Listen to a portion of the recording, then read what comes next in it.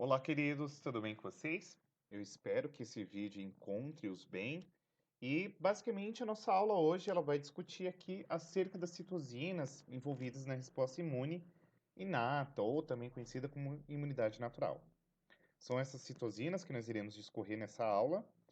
E basicamente o objetivo da nossa aula é basicamente ampliar as noções acerca das citocinas e, sobretudo, eu queria fazer uma delimitação dessas citocinas envolvidas na resposta imune inata, apresentando tanto suas funções quanto as suas particularidades dentro desse contexto da resposta imune inata. Tá bom? Então vamos lá? Pois muito bem. Em aulas passadas eu havia conceituado com vocês que citocinas basicamente tratam-se aqui de proteínas que são produzidas aqui frente a uma resposta a micro-organismos e, por sua vez, essas respostas frente a micro-organismo ou eventuais outros tipos antigênicos acabam por mediar e regular as respostas tanto imunológica quanto inflamatória. Então, nesse sentido, as citocinas elas têm um rol de várias funções que podem ser sinérgicas, antagônicas, eh, redundantes e afins. Isso daí já havia comentado em outra videoaula. Eu vou deixar aqui no card, tá? Mas, sim, essencialmente, as respostas atreladas com citocinas podem desencadear crescimento e diferenciação linfocitária, ativação das células efetoras e desenvolvimento aqui das células hematopoéticas, isto é, as citocinas elas estão atreladas desde a produção até a diferenciação de uma linhagem linfocitária. A primeira citosina que eu queria trazer a vocês aqui é a TNF-alfa, que é a principal citosina atrelada com a resposta inflamatória frente a bactérias gram-negativas.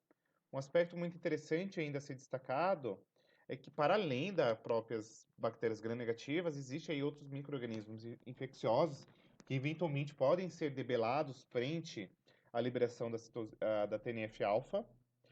No entanto, a TNF-alfa ela acaba sendo muito recorrente e, por sua vez, também responsável aí por algumas complicações sistêmicas em alguns contextos de infecções extremamente graves. Então, por exemplo, no choque anafilático tem-se uma descarga muito massiva de TNF-alfa. Deixa eu pegar aqui o pointer. Opa, agora ficou melhor. E além disso, um aspecto muito interessante a ser destacado sobre a TNF-alfa é que a principal fonte celular da TNF-alfa são os fagócitos mononucleares ativados, linfócito T ativado, natural killers e os mastócitos. Então, por exemplo, o que acontece? Quando tu tem aqui um macrófago ativado, que pode estar ativado frente, por exemplo, a LPS, que é uma endotoxina bacteriana aqui, vai disparar a ativação aqui da TNF-alfa, então libera a citosina, e por sua vez, a própria TNF-alfa, ela pode atuar aqui sobre os macrófagos, fazendo com que seja produzido aqui vários sobreprodutos e funções efetoras. Então, COX, que está associado com a resposta inflamatória, interleucina 1, que vai ter um efeito cinético, produção de espécies reativas de nitrogênio e demais funções efetoras aqui associadas ao macrófago. Além disso, um aspecto muito interessante é que existe um aspecto bastante intrínseco entre a sinalização, por exemplo, das PAMPs, que são os padrões associados ao patógeno, como por exemplo o LPS, que sinaliza os toll-like receptors, por exemplo, presentes aqui em macrófagos e etc., de maneira a qual você vai ter agora, nesse contexto da TNF-alfa, uma estimulação das atividades microbicidas, por exemplo, em macrófagos ou até mesmo em neutrófilos. E, por sua vez, tanto essa atividade microbicida desempenhada por macrófago ou neutrófilos acaba por mediar o recrutamento aqui de mais neutrófilos e monócitos aqui para esse sítio infeccioso. Então, vamos dar uma olhadinha aqui nessa figura. Você tem aqui as células endoteliais, você tem aqui as selectinas, de maneira qual, quando você tem a liberação da TNF-alfa, tu acaba por fazer o quê? Uma ativação dessas células endoteliais, de maneira qual agora você vai aumentar o processo de adesão fagocitária, leucocitária, perdão, e por sua vez a diapidese. Para quem não lembra-se, a diapidese é justamente esse processo no qual monócitos, macrófagos conseguem fazer aqui passagem através do endotélio e chegar aqui no sítio infeccioso. Então aqui você vai ter aumento de selectinas, de ligantes aqui para integrinas, de leucócitos e por aí vai. E por sua vez, o aumento do TNF-alfa acaba por desencadear o processo inflamatório. E o processo inflamatório ele é caracterizado por calor, rubor, edema, dor, e aí numa situação mais drástica, você pode ter aqui a perda de função. Classicamente, esses 4 sintomas aqui são mais presentes. No entanto, a perda de função, perdão, é quando você tem aqui um contexto de inflamação crônica. E aí, nesse sentido, vamos lá, ó. O aumento da TNF-alfa nos vasos acaba por sinalizar o hipotálamo conjuntamente com a função sinérgica da interleucina 1, de maneira a qual você vai ter agora a produção de prostaglandinas, e essas prostaglandinas desencadeiam aqui um processo de febre, que é justamente uma atividade também que está atrelada com a desnaturação de proteínas do patógeno ou do micro-organismo, e aí, nesse sentido, é um importante indício para que a gente faça aqui o tratamento. Além disso, é interessante ainda destacar que a TNF-alfa ela também atua sobre hepatócitos, isto é, células do fígado, de maneira a qual você começa a aumentar uma série de várias proteínas, como por exemplo, a proteína amiloide, a proteína C reativa, você pode produzir aqui fibrinogênio, hepatoglobina, que são tudo proteínas associadas à resposta inflamatória aguda. Fatores de complemento, tudo isso aqui pode ser atrelado com a TNF-alfa. Claro que existem outras interleucinas, por exemplo, como a 1 e a 6, que sinalizam também hepatócitos a fazer a liberação aí desses mediadores aqui da resposta inflamatória aguda. Além disso, quando comenta-se sobre a TNF-alfa, tem alguns efeitos que estão atrelados à sua secreção, como, por exemplo, supressão de apetite, a síntese reduzida da lipoproteína lipase, que é, por exemplo, uma proteína extremamente importante para a liberação de ácidos graxos aqui de lipoproteínas circulantes. Isso é importante, por exemplo, para mediar a resposta imune baseada em inflamação. Faz inibição da contratilidade aqui do miocárdio e, por sua vez, do tônus da musculatura lisa aqui dos vasos. Causa trombose intravascular, principalmente quando você tem aqui perda das propriedades anticoagulantes normais aí do endotélio. Hipoglicemia, ou seja, baixa quantidade de glicose no sangue.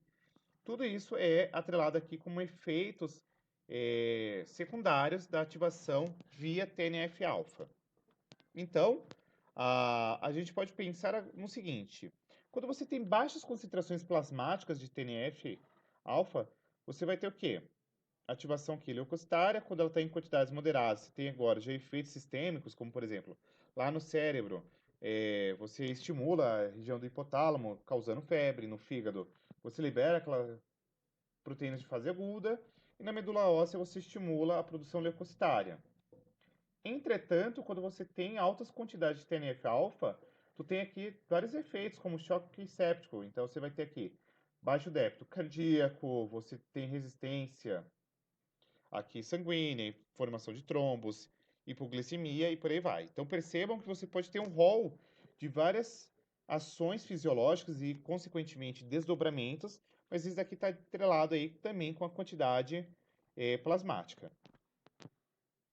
Então, um aspecto significativo é que, por exemplo, a LPS pode sinalizar TNF-alfa, interferon gama, interleucina 1. Você pode ter aqui colapso cardiovascular, distúrbios metabólicos e, por sua vez, chegar até um choque séptico, que é uma resposta imune extremamente exacerbada. E aí acaba ao invés dela ser benéfica, ela acaba sendo maléfica. Aqui tem um artigo interessante que eu vou recomendar que vocês deem uma lida, que é a síndrome da resposta inflamatória sistêmica, que acaba sendo um desafio diagnóstico bastante significativo, tá? E aí, você pode ter toda uma série de vários efeitos que são desdobrados aqui da superfamília da TNF-alfa, beta, e por aí vai, ó. Melanoma, câncer, osteoporose, inibição aqui de produção de TNF-alfa, doença de Crohn. Você pode ter também uma situação aqui de anti-TNF-alfas, anticorpos, artrite reumatoide e por aí vai. Agora, nós temos aqui a interleucina 1. Olha o tanto de células que vão liberar. Você tem aqui astrócitos, que são células aí do sistema nervoso, células endoteliais, monócitos, células dendríticas, macrófagos. Interleucina, ela consegue sinalizar, por exemplo, o hipotálamo causando febre, a medula óssea, neutrofilia, e aí neutrófilo, ativação, sinaliza a célula T helper, sinaliza os linfócitos B para produzir anticorpos, sinaliza o fígado para fazer aqui produção de células de proteínas da fase aguda, estimula a produção de ácido araquidônico, colágeno, estimula a natural killer de maneira a ativá-la e por aí vai. Então percebam que tem um rol de várias ações aqui associadas à interleucina 1. De maneira qual eu quero que vocês entendam que ela trabalha de maneira conjunta aqui ao TNF, na imunidade inata e também no processo inflamatório. Então, quais são as principais fontes celulares de interleucina 1? Fagócitos mononucleares ativados, neutrófilos, células epiteliais e endoteliais e os linfócitos. E nós temos duas classes aqui, a interleucina 1-alfa e 1-beta, tá? Quais são as principais ações biológicas associadas às interleucinas? Mediador de resposta inflamatória local, induz o processo de febre, então sinaliza a região do hipotálamo, faz síntese de proteínas plasmáticas da fase aguda, produção de neutrófilos e, por sua vez, de plaquetas. Então, essa figurinha aqui, ela mostra, por exemplo, todo esse rol de várias ações aqui associadas à secreção de interleucina 1. Então, por exemplo, quando ela estimula a célula T-helper, vai liberar aqui mais citosinas que vão fazer o quê? Fazer com que essa célula entre em divisão, porque vai ter aqui aumento da expressão de interleucina 2, e aí, por sua vez, isso pode associar, por exemplo, a diferenciação de linfócito B, pode já atuar diretamente já no linfócito B, diferenciando aí para plasmócito, aqui nas células endoteliais. Pode induzir aqui a produção de proteínas de adesão e proteínas coagulatórias, aumenta a permeabilidade na natural killer, incrementa aqui a atividade citotóxica mediada por natural killer, pode fazer aqui ativação e incremento da quimiotaxia. No macrófago, por exemplo, ó, aumenta a atividade citocítica, produção de prostaglandinas, quimiotaxia e por aí vai. Então percebam que tem uma porrada de várias ações que estão associadas com a secreção da interleucina 1. E aí, o que a gente precisa entender? Que a interleucina 1 e a TNF, elas trabalham conjuntamente, então tem todos esses efeitos aqui que eu já comentei anteriormente, ó, efeitos sistêmicos, endoteliais, leucocitários, fibroblastos e por aí vai. Eu não vou ficar lendo muitos aqui, mas esses aqui eu já comentei em outros momentos, tá? Aqui tem uma matéria também interessante, ó, a utilização da terapia natural na doença articular degenerativas aqui em equinos. E aí, vamos lá. Quimiosinas. As quimiosinas são basicamente citosinas com capacidade quimiotática. E é basicamente o que é uma citosina quimiotática? Ela faz um processo de recrutamento de células de defesas no local de infecção. Então, ela vai regular o tráfego de linfócitos, e aí, por sua vez, isso aqui promove angiogênese e cura de feridas. Estão envolvidas, por exemplo, no desenvolvimento de diversos órgãos não linfóides. Então, elas fazem uma sinalização para que, por exemplo, você recrute células para um sítio infeccioso e também fazer aí alguns efeitos, como produção de vasos sanguíneos, e aí, por sua vez, a produção de um vaso sanguíneo leva ali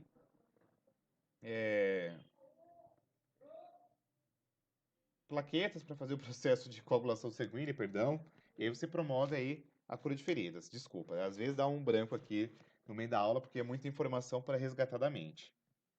Então, ó, basicamente, isso aqui a gente já comentou lá na aula de resposta inflamatória, mas você tem todo um processo para você fazer o freamento de células leucocitárias aqui na corrente sanguínea. Então, basicamente, as células endoteliais, elas apresentam aqui várias proteínas, como as selectinas e as integrinas, que vão se ligar a essas células aqui imunes, fazendo um processo de freamento. Então, ó, você faz o rolling, essa célula está passando aqui uma velocidade muito grande, você vai freando ela, você ativa as integrinas, liga-se aqui essa célula, faz adesão extremamente estável e aí você faz a migração mediante o processo de diapedese. Por sua vez, agora, percebam que isso daqui está muito diretamente atrelado com a liberação dessas quimiosinas que vão fazer essa sinalização, de maneira a qual você propicia o recrutamento dessas células aqui para esse sítio infeccioso. Tem um outro trabalho interessante aqui, é uma tese, que é a expressão das quimiosinas MIP1-alfa e MC1 em relação à carga parasitária aqui em cães com leishmaniose visceral. É interessante esse estudo aqui. Ele demonstra basicamente como que se dá a resposta dessas quimiosinas frente a esse contexto de um processo inflamatório ou de um processo infeccioso e como que isso daqui acaba sendo bastante vital para conseguir debelar esse processo. Tem-se aqui a interleucina 12, que é um mediador aqui da resposta imune inata a micro-organismos intracelulares e também um importante indutor da imunidade mediada por células, que aí basicamente é a resposta imune adaptativa. Ela é sintetizada e secretada por macrófagos ativados, células dendríticas e linfócitos B. Estimula a produção de interferon gama, induz a diferenciação de T-helper para T-help1, potencializa as funções associadas à atividade citotóxica de linfócitos CD8 e natural killer, e por sua vez ela também reduz a produção de IgE e aí pela supressão da síntese de interleucina 4. Professor, não entendi esse último ponto, então vem aqui. Para além disso, ela também regula a secreção de anticorpos. Então, quando você tem a supressão da interleucina 4, por sua vez, você não tem a produção aqui de imunoglobulina do tipo E. Então, basicamente, ó, você tem aqui um linfócito ativado, isso daqui vai liberar a interleucina 12, de maneira a qual você tem agora um processo de diferenciação, por exemplo, em T-help, tá? E aí, ó, vamos lá. Você tem agora uma situação, interferon gama, TNF, você tem ativação de macrófagos, produção de células de espécies reativas de oxigênio, nitrogênio, que provoca aqui uma atividade bactericida ou uma injúria tecidual. Se você tem uma situação de estimulação aqui imunológica persistente, você tem ativação de macrófagos, então liberam aqui interleucina 12, interleucina 18, que sinaliza TH1 e as natural killers, que vão fazer isso aqui, tá? Então, tem aqui uma outra esquematização de como que se dá esse processo. Então, por exemplo, a liberação de interleucina 12, aqui, por exemplo, pelo um fagócito profissional como macrófago, induz a natural killer a produzir interferon gama, que vai retroalimentar aqui esse fagócito, de maneira qual você vai ter agora uma estimulação para a produção de enzimas lisosimais, óxidos nítricos, intermediários reativos de oxigênio, intermediários reativos de óxido nítrico e por aí vai. Aqui tem mais uma figurinha que esquematiza toda essa importância da interleucina 12. Então, ó, ela estimula a CD4 naive, que vai se diferenciar em TH1, estimula a natural killer, a TH1, que vão sintetizar aqui interferon gama, que vai fazer ativação de macrófago e aí, consequentemente, atuar aí para debelar essa infecção e eliminar eventuais antígenos. Nós temos aqui o interferon do tipo 1, basicamente uma família de citosinas estruturalmente relacionadas com a resposta inata e também um processo de resposta frente a infecções virais. E nós temos aí alguns tipos. Nós temos o interferon alfa, que são aqui basicamente liberados por fagócitos mononucleares e células dendríticas. Interferon beta por fibroblastos e interferon do tipo 1 inibe aqui o processo de replicação viral. Então, qual que é a função essencialmente aqui do interferon 1? Primeiro, promove sequência aqui de linfócitos aí lá nos linfonodos. Então, aqui não se lembra, os linfonodos são basicamente locais aonde você vai propiciar esse processo de apresentação antigênica, tá? E aí a gente pode também ter alguns usos clínicos, por exemplo, o interferon alfa a gente consegue utilizar para tratamento de hepatite viral, câncer hematológico, interferon beta para esclerose múltipla e por aí vai. Então, só para vocês terem uma noção aqui da dimensão da importância da interferon alfa e da interferon beta. Vamos supor que você tem aqui uma infecção viral, a interferon alfa e a interferon beta começa a induzir aqui uma resistência à replicação viral, e por sua vez isso aqui acaba associando-se aqui diretamente com o MHC de classe 1, de maneira qual a expressão desse MHC1 aqui, essa inibição, ativa as células natural killers que vão tentar debelar essa infecção viral. Então, a interferon do tipo 1, perdão, ela induz aqui uma resposta contra a atividade viral e, por sua vez, aqui você vai ter agora a indução de células citotóxicas, natural killers, para tentar debelar essa infecção viral. Tem-se aqui a interleucina 10. Interleucina 10, um aspecto interessante é que ela é um importante inibidor de macrófagos e células dendríticas. Então, ela tem aqui uma função essencialmente reguladora da resposta imune inata. Além disso, ela inibe a produção de interleucina 12 nos macrófagos e células dendríticas, tá? Para além disso, a interleucina 10 também ela inibe a expressão de coestimuladores e de moléculas de MHC de classe 2. Então, ela acaba sendo importante para que você não tenha uma exacerbação da apresentação de antígeno, da ativação fagocitária e, por sua vez, aí ela tem uma função de fazer uma supressão de resposta imune. Então, qual que é a grande sacada aqui? Ela consegue fazer um processo de inibição de macrófagos e, por exemplo, células dendríticas para tentar fazer aí uma debelação, uma supressão de resposta imune. Aqui tem uma esquematização, ó, interleucina 12 e 10 trabalhando para inibição, interleucina 12 estimula a TH1 para se desenvolver, então se isso aqui está inibido, isso aqui não é ativado, e aí por sua vez você não tem ativação aqui em diferenciação em TH1. Aqui tem outro detalhe interessante, eu peguei muito detalhe da medicina veterinária, porque eu estava lendo aí material, e aí tem esse paper também interessante falando sobre a determinação dos níveis de interleucina 10 aqui sistêmica em portadores de demodicose. É interessante esse texto, bastante interessante, tá? Outra citosina importante é a interleucina 6. Um aspecto interessante ainda sobre ela, já para trazer aqui como primeiro ponto de partida, é que ela atua tanto na imunidade inata quanto na adaptativa. Ela é sintetizada por macrófagos mononucleares, fagócitos mononucleares, células endoteliais, fibroblastos, linfócitos, queratinócitos. Isso aqui está diretamente atrelado a respostas a outras citosinas, como interleucina 1 e TNF, tá? A interleucina 6, como eu falei anteriormente, ela estimula a síntese daquelas proteínas de fase aguda lá nos hepatócitos, estimula a produção de neutrófilos, estimula o crescimento de linfócito B e inibe a geração de células T reguladoras. De maneira qual, percebam que tem um rol de várias atividades biológicas atreladas à interleucina 6. Então, proliferação, inibição de crescimento, regeneração, hematopoiese, diferenciação. Então, ela consegue atuar sobre várias células da imunidade, tanto inata quanto adaptativa.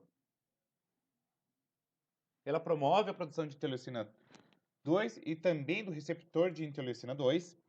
Ela age de maneira muito sinérgica com a interleucina 4 para promover a diferenciação das células T-help2. Atua como um cofator com a interleucina 1 na síntese de IgM e como cofator aí com a interleucina 5 na síntese de IgA. Então a gente vai perceber, por exemplo, que a produção e a secreção de determinados tipos de anticorpo, A, M e por aí vai, também tem a atuação aqui da interleucina 6, tá? Além disso, nós temos aqui a interleucina 15, que é importante porque ela atua como um fator de crescimento e sobrevivência de células T natural killers, e as principais fontes da interleucina 15 são fagócitos mononucleares e provavelmente aí alguns outros tipos de célula, não é muito bem descrita, mas fagócitos mononucleares já é determinado aí pela literatura científica como uma principal fonte de interleucina 15. ela tem uma série de várias funções atreladas. Então, ó, ativação e sobrevivência de células CD8, a proteção aqui contra as células Treg, ativação de CD8, proliferação, diferenciação, sobrevivência. Atua também sobre células dendríticas, ativando, proliferando, diferenciando. Na Natural Killer, ativando, proliferando. Também atua aqui sobre a célula dendrítica Killer, ativando, aumentando a produção de interferon gama, atividade citotóxica. Atua aqui sobre a linfócito B, aumentando a produção de anticorpos, ativando-a e por aí vai. E nós temos aqui também a interleucina 18, que é um importante indutor de interferon gama. Então ela tem aqui uma resposta atrelada com natural killer, TH1, macrófagos, de maneira que você tem aqui a síntese de interferon gama, tá? E aí percebam que a gente vai ter um rol de várias citosinas durante a imunidade inata que vão ser extremamente importantes para que a gente consiga fazer aí um processo de recrutamento, de sinalização. Então, por exemplo, ó, a depender da sinalização, por exemplo, desse pump aqui do LPS, você tem aqui, horas após a injeção do LPS, várias citosinas sendo liberadas, ó, TNF, interleucina 1, interleucina 2, e aí você tem todo um desdobramento de várias funções e atividades biológicas oriundas da sinalização dessas citosinas. Beleza? Muito obrigado pela sua atenção. Espero que essa aula tenha enriquecido aí o repertório de vocês em imunologia. Se você tiver curtido, dá o seu like, compartilha, comente o vídeo, vai me ajudar bastante. E por descargo de consciência, a literatura adotada de forma extensiva foi o ABA Cellular and Molecular Immunology, a 9ª edição. É o livro referência que eu utilizo, mas também tem outras literaturas que vocês eventualmente podem consultar. Tem o Reut, os Fundamentos de Imunologia, que é muito bom. Também tem o Bases da Patologia, que é muito bom também. E as literaturas aqui, os papers também, eles vão dar uma incrementada aí nesse repertório de vocês, tá bom? Um super beijo e até a próxima aula que vai falar sobre citosinas da imunidade adaptativa. Um forte abraço e até lá!